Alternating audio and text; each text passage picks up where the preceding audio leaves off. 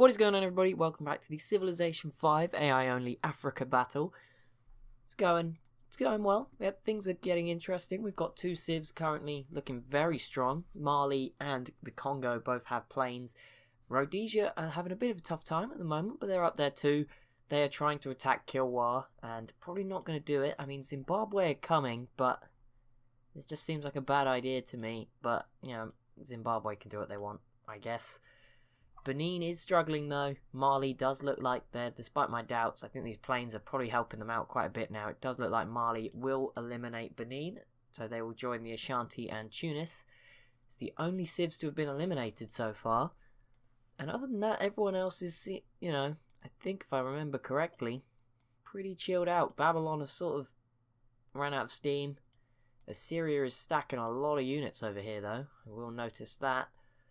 Austria and Greece are sort of, it's burnt out. I mean, Greece have rebuilt, but I think we'll get the same result if they try to attack again. And apart from that, things, I mean, this part of the map, there's no surprises here, is there? It's always going to be nice and peaceful. But yes, so two major sort of conflicts going on. Rhodesia are really struggling though. I don't think they're going to be able to take this. And obviously this one is pretty important then. So Benin versus Mali, and Mali, they just had their turn. They are producing, they've got another 4 planes over here, just, you know, so Mali definitely not laying down here, but Congo do now have battleships, so keep an eye on that. We're seeing where different parts of the tech tree the leading civs are exploring. They have artillery now, quite a bit of it too, and great war infantry, so they're starting to show off a little bit with their military, but Mali currently leading on the Air Force front, so, you know, at least there's that for Mali. And if Mali can take Ubini here, a 15 population coastal city, that would be quite nice. I mean, they probably need to either, after this, they need to, like, the Songhai has not been a problem for them, but they've always got that threat of the Songhai unless they deal with them. So maybe that will be the next step for Mali, but it will be tough to do that. They might want to get a friend involved. Maybe Nigeria, try and get a team war there, see how that would work out for them. Because, yeah, Mali, even though, like I said, they've never had to fight the Songhai, if I remember correctly, or have any problems with them, but there's always that threat of just this messing stuff up for Mali, which is worrying. And obviously the Congo do border Mali, it's a small border in this sort of random section of Mali, so we might yet see our two leading nations go to war. That would be very interesting. Rhodesia and Zimbabwe, obviously sort of third, fourth, sort of those sort of positions we've seen go to war too, so it could be possible. Greece is another strong one, although they have fallen behind at least for tech, and they've been pretty slow. They did a lot of settling, which was good, but they haven't really done too much. I mean, they didn't actually gain when Austria fell. Obviously, Vienna was the only city, and that went to Rome, so they never even gained from that. But Rome are doing okay. I mean, they've got some big populations, so that's going to help them. But yeah, these guys are just not really doing anything at the moment, or ever, believe it or not. It seems, just going to sit there and do nothing. Carthage, how did that army ever make it home? I don't know what you did with it. It's sort of spread out a bit. It doesn't look as big anymore.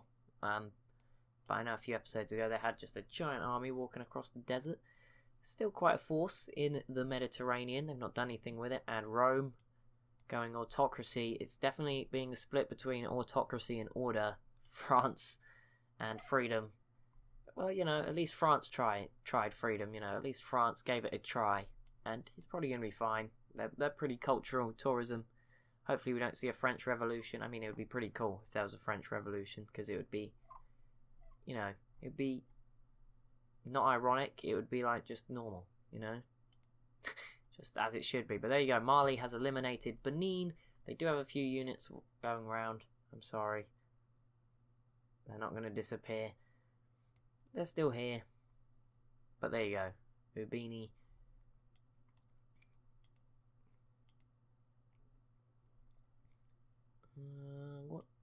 What now? Now we just got to go look at this, I guess. This is all that's raging on. Zimbabwe is arriving with a ton of stuff, but bear in mind, Zimbabwe is now empty, even though their units, they've got a fairly big army. It's just all over here. Rhodesia, hopefully, if they were to attack Zimbabwe right now, it would be quite a massacre over here. But Rhodesia have also got to keep an eye on the Congo, which is interesting. That's cool. All the big civs sort of do border each other, so that is going to be interesting to see how that pans out later on. Obviously, if the Zulu were to attack Zimbabwe right now, they would probably have some success. They failed earlier, but now they definitely should grab this city again if they were to try something, especially with their army so far away. There's not a better time than now. And also, just saying, if Zimbabwe comes and helps, as much as it should be Zimbabwe that gets it, for the sake of border gore, I would like Rhodesia to take it over Zimbabwe. Obviously, I know a lot of people are rooting for Kilwa though, and who knows, maybe they will make it through this tough time. The Masai have left them alone as Rhodesia continue to attack, which is nice of them. The Masai have sadly fallen a bit behind. Oh, this is going on. I forgot about this. Mercuria is trying to push into this sort of valley and attack Ethiopia. They've not made much progress yet, but I wonder if we'll see anyone else get involved. Particularly, again, the Masai, who I'm looking at, but whether they will or not, it doesn't look like. They seem like more focused on defending from the south against, I don't know what. They just have a ton of units here. They have quite a navy now out here in the Indian Ocean. And Kilwa got a third city over here. I never noticed that. Obviously, we saw the Zulu with this island. Kilwa actually managed to grab. Oh yeah, we saw the settler, didn't I? I made a comment and I just sort of completely forgot about it. Good job. There are some other islands dotted around. I don't know if anyone's settled them. Let's just sort of get a... There's one in this bottom right corner I can see on the map. No, that's still empty. But yeah, we're probably going to miss a lot of that. I'm going to do a little check now. Just try and spot all the islands. There's not going to be any up here, is there? But maybe out... I don't know. Yeah, none of the islands off of Africa have been settled yet. Ooh, I don't want to go that fast. Oh, the map's got to reload again. Okay, I tried to move around slowly, but then I make more clicking noises. It's kind of... If I do it like this, though, if I just did it like this would be really annoying. So it's kind of finding the right balance. I think, I don't know, let me know. When I do try to remove the clicking noises after I've done it, and I think it works. It's just if I'm talking at the same time, it doesn't work so well. But like if I click when I'm silent, it does do it better. So obviously I can't just sort of orientate when I speak around when I click. I think that's why sometimes you do hear it. I don't think it's as bad as it was though. Hopefully that's the case. I've also moved my microphone a bit, so it's a bit less affected. But yeah, let me know if it's not perfect yet. I'll keep trying. Okay, Rome now. Just all of a sudden, ton of great war infantry, and also the squeaky scroll wheel. I don't really know what I mean. I could probably try and remove that too, but it doesn't happen all the time. Like now, it's fine, and I've probably just given loads of people like fits. Sorry, just zooming in and out like that. Motion sickness or something. But yeah, look at Rome. They're still not doing anything. Come on, you got a giant army. Do something. Byzantium, just chilling. This region's been so quiet for so long. The Huns, Parthia, Khazar are still alive somehow. France just entered the modern era. I mean, Armenia's here. Who'd have thought? I mean, they're in the mountains. They're pretty safe. Assyria tried twice. Congo just completed Prora. It's a first wonder we've seen finished in a while. I feel like it's been a long time. Byzantium doing okay. I mean, the Galeuses aren't a good sign, but riflemen, cannons, I mean, that's mid-tier. It's not like as bad as... Actually, Austria have riflemen now. It's not as bad as like Armenia. Pikemen, I mean, they do have cannons, but Armenia are like lower tier. Mid-tier Byzantium. Top tier is like, honestly, Congo and stuff. You know, Congo. There's a big old army over here. Who are you planning to invade with this? Is it Burundi? You can have a difficult time invading Burundi from here. There's mountains in the way. There's Burundian units willing to fight. Oh, and there you go. Kilwa.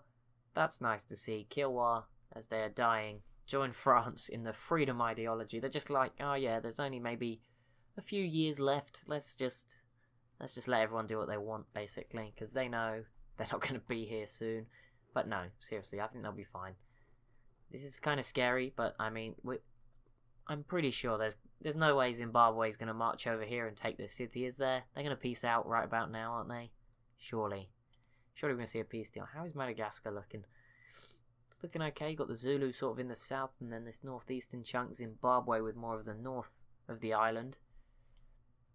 It looks pretty cool. The Zulu have got a few units over there. Where's this cargo ship going from the Zulu? Going from trading with Kilwa, Zulu, so you're obviously unhappy with Rhodesia, and maybe that you're definitely unhappy with Zimbabwe. Although saying that, I don't think Zimbabwe have any coastal cities. They don't, except on Madagascar.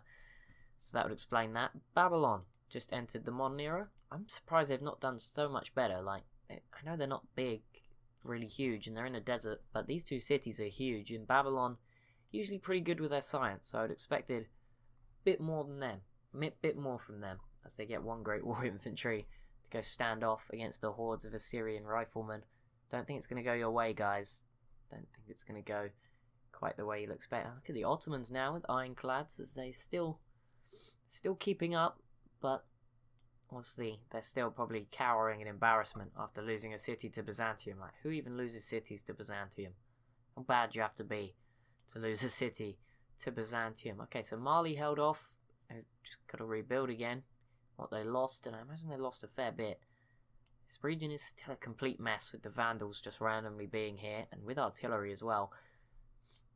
This is like, if the Congo attack the Vandals, that could be the worst thing that happens for the game, because it's 4 good cities that they could pick up really easily. I mean, there's units here. There's a lot of artillery just showed up. They must be buying that. They went from 1 to 5, unless I was not looking properly. Or 4, sorry. Some Gatling guns. But yeah, if the Congo attack the Vandals, then the Congo will probably be unstoppable at that point. Obviously, Mali need to do something to like counteract that. Maybe going after the Songhai, but again, they have to deal with this army, then take the 32 pop city, then come down for this bit. It's going to be a bit of a mess. I think Mali should probably go after this Garamanti city next if I was them. Obviously, and then maybe try team up with the Songhai and go for Nigeria. Just like take Lagos, take this 17 city and leave Songhai for the rest, and then just sort of hope for the best after that. But Babylon, not too long after entering the modern era, decide to go with autocracy as well. So that's probably a hammer in the coffin of freedom. I thought we might see Babylon go for freedom. They've not been very wary.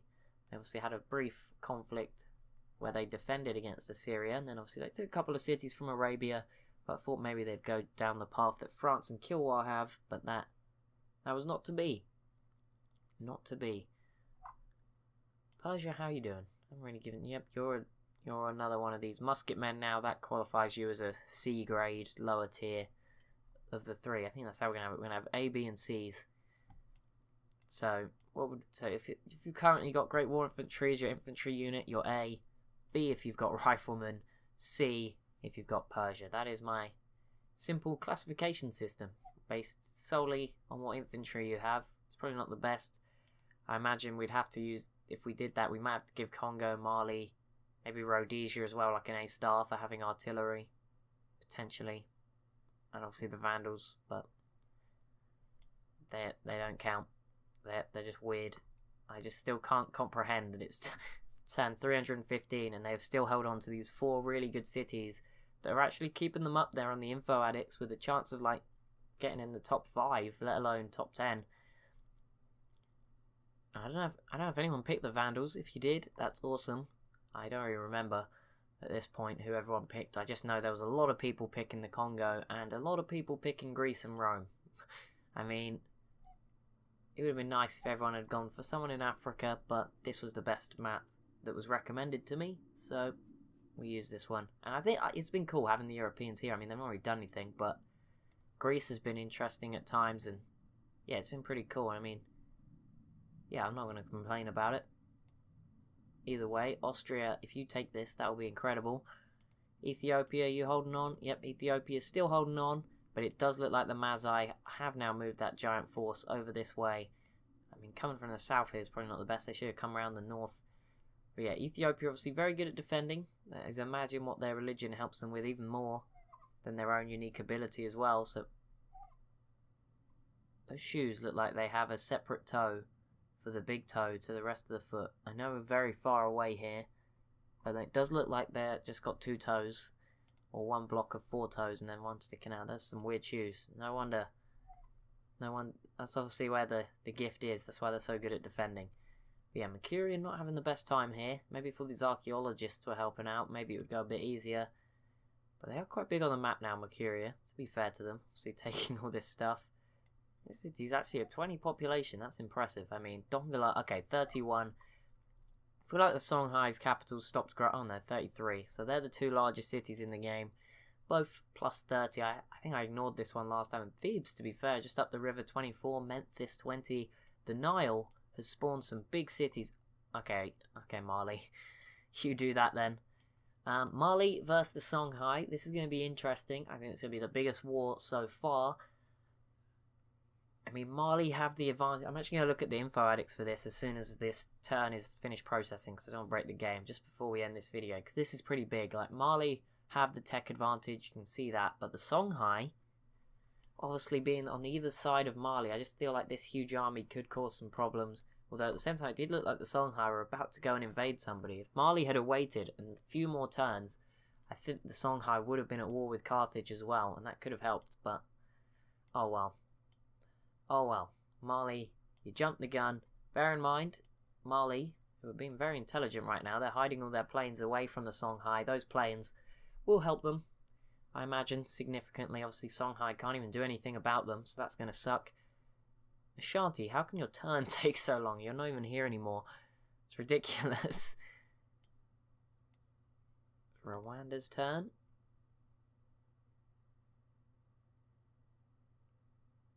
Okay, nothing else. But I was just, for some reason I was expecting Rwanda to do something crazy, but that was never going to happen. There's quite a few planes now for Congo. Let's have a quick look at this. Military manpower.